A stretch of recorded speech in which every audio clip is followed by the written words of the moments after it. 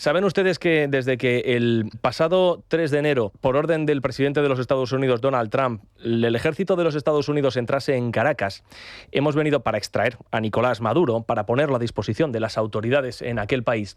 Hemos venido hablando mucho de Venezuela. Hemos venido comentando no solamente la situación a la que se enfrenta este país a partir de ahora, de incertidumbre, naturalmente, sino que hemos venido hablando también de un personaje español que tiene mucha relación con Venezuela por los estrechos vínculos que lo han vinculado a la narcodictadura y a quien la dirigía. Y por este motivo, hoy queremos hablar con Julio Borges, expresidente de la Asamblea Nacional de Venezuela, exiliado en España. Julio, ¿qué tal? Buenas tardes.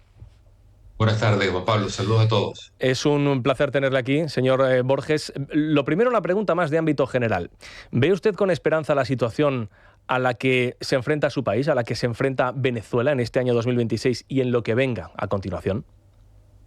Bueno, sin lugar a dudas, Juan Pablo, estamos mucho mejor que antes del 3 de enero, en el sentido que ha habido un proceso que el mundo sabe y España conoce de degradación total de la vida en Venezuela y de los venezolanos en todo el mundo, pero ahora tenemos un reto muy, pero muy importante, que es estar atentos a dos peligros y empujar y seguir empujando para la transición.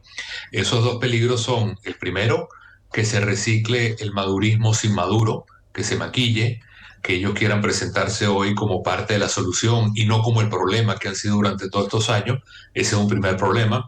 Y el segundo es que dentro de la jerarquía donde se está dando una prioridad al tema petrolero y al tema económico, se pierda foco con el tema democrático. Esos son los dos peligros más importantes que tenemos los venezolanos por delante y tenemos que empujar con mucha fuerza para que ninguno de los dos se dé, sino que haya un proceso de devolverle la república, la democracia a todos los venezolanos. ¿Por qué decidió exilarse a España, señor Borges? Bueno, yo estaba como protegido político en Colombia y me tuve que ir por un tema relacionado precisamente con el proceso de negociación con Zapatero, que podemos hablar ahora. Uh-huh. Y de cuando ganó Petro sentí que no había seguridad. Diferentes países me dijeron que no estaba seguro con Petro gobernando en Colombia y tomé la decisión de venir a España. Tengo familia, mis padres, abuelos son españoles y por eso ha sido una opción natural para mí. ¿Y en qué circunstancias tuvo lugar su exilio? ¿Dónde se negoció? Bueno, no, la historia es la siguiente. Yo era presidente del Parlamento venezolano, iniciamos un proceso de negociación para ver si era posible tener elecciones limpias presidenciales en el año 2018. Ese proceso de negociación se dio en República Dominicana. El mediador era Zapatero. Era un proceso que tenía de alguna manera una primera presencia internacional del tema venezolano, porque estaba el presidente de Dominicana, estaba el canciller de México, el canciller de Chile, y al final para Maduro era de vida o muerte que se lograra algún tipo de acuerdo que legitimara su elección presidencial. Yo me negué a firmar ese acuerdo, Maduro se deslegitimó en su presidencial, después fue desconocido por la comunidad internacional y eso abrió una herida de muerte hasta ahora de lo que estamos viendo junto a todo el drama venezolano el 3 de enero. Quien era mediador en ese proceso fue Zapatero. Yo no pude volver a Venezuela, se me quitó luego mi casa en Venezuela, la tiene ahorita la dictadura, me abrieron diferentes recursos penales, tengo 5 órdenes de detención en Venezuela y en todo ese proceso, en este y en todos los demás, creo que Zapatero ha sido un personaje demasiado ligado a los intereses de Maduro, del madurismo, tanto desde el punto de vista político como por supuesto desde el punto de vista económico, en mi opinión. ¿Por qué exactamente? ¿Qué es lo que hizo José Luis Rodríguez Zapatero que colocaba en una situación tan complicada a quienes estaban luchando por una apertura en Venezuela y el fin de la dictadura? Bueno, porque el problema es que se vende como si fuera una especie de figura internacional que tiene una especie también de liderazgo dentro de ese ámbito del progresismo, de la izquierda, pero termina siendo una especie de lobista, una especie de abogado, una especie de gestor de los intereses, en el caso venezolano de Maduro, obviamente, y tratando de mostrarse como si fuera una persona imparcial frente a la dictadura.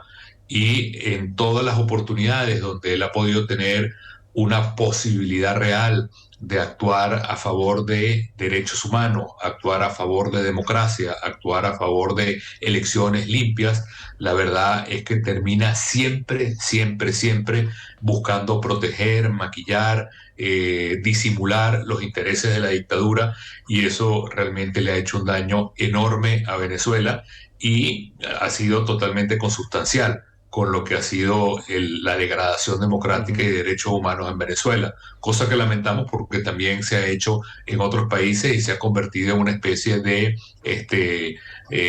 multinacional del progresismo, tratar de vender este proceso de negociación o de derechos humanos cuando en realidad es simplemente una agenda política y de poder.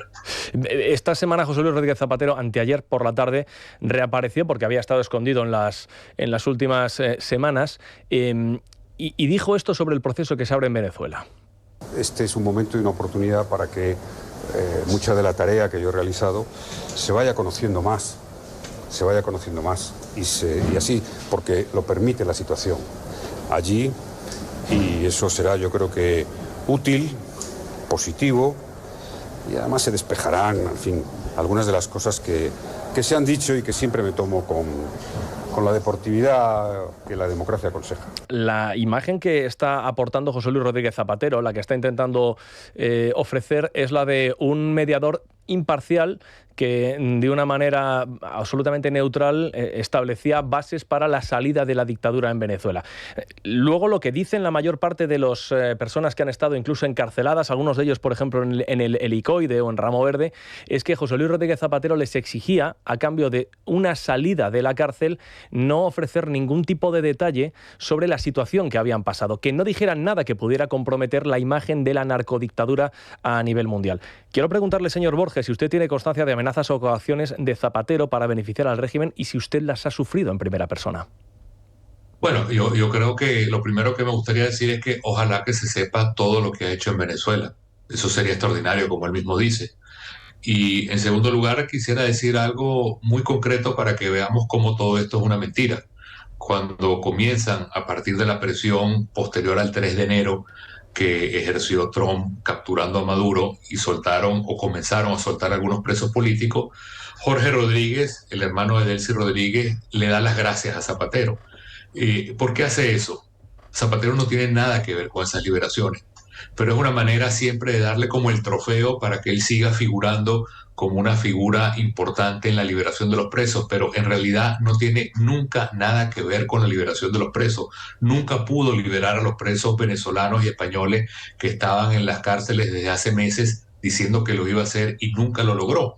De manera que él simplemente cumple un papel como de jarrón chino para mostrar que él tiene algún tipo de incidencia en todo esto, y no es verdad, y nunca ha sido verdad. Eso es así, es simplemente un papel que le otorgan. Y en mi caso personal, de acuerdo a tu pregunta, precisamente en la negociación de Dominicana, la presión para que se firmara un mal acuerdo, un acuerdo que hubiera sido un desastre para el país, fue total.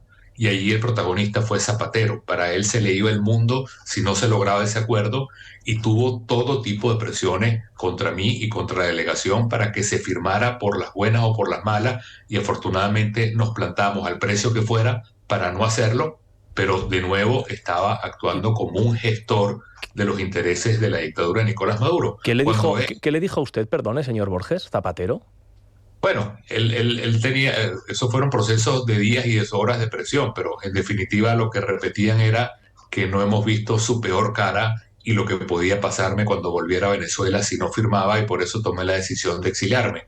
Pero lo que quiero decir es que en todo este proceso de negociación del 2018 que nos negamos a firmar, él mismo había dicho que si no se lograba elecciones limpias, partidos políticos legalizados y quitarle las inhabilitaciones políticas a los candidatos, él mismo iba a renunciar. Y al final del proceso teníamos muchos menos derechos que esos que se mencionan, porque nos fueron quitando y cercenando más derechos políticos, y más bien él se convirtió en un defensor de esa necesidad de firmar a cualquier precio. De manera que eso, a nivel de esa experiencia que yo tuve, a nivel de lo que ha sido el tema de las supuestas liberaciones de presos, a nivel de otra negociación que hubo con la constituyente en Venezuela, donde se quería empujar a participar a la oposición también obligada, todas las experiencias han sido simplemente no de un mediador, sino de una persona que está al servicio prácticamente como un empleado de la dictadura de Nicolás Maduro, y que se le abrieron una cantidad de oportunidades que ojalá se conozcan algún día desde el punto de vista tanto político como desde el punto de vista económico. ¿Económico por qué? ¿Qué informaciones tienen ustedes de lo que haya podido recibir José Luis Rodríguez Zapatero? Bueno, es que al final actuaba no solamente en el caso venezolano, sino en muchos países donde gana la izquierda, se convierte en una figura que quiere venderse, como te decía, como un estadista, y al final es un gestor de negocios, de intereses, de lobbies, de unir países, con gobiernos progresistas. Y en el caso venezolano, la información que ha, digamos, trascendido de la misma petrolera venezolana es que a través de este señor Aldama, por ejemplo, la manera como se ha hecho corrupción con el petróleo en los últimos tiempos con Maduro y la propia Delcy, es que se coloca el petróleo para los mercados negros y se dan cuotas de petróleo a los amigos del régimen.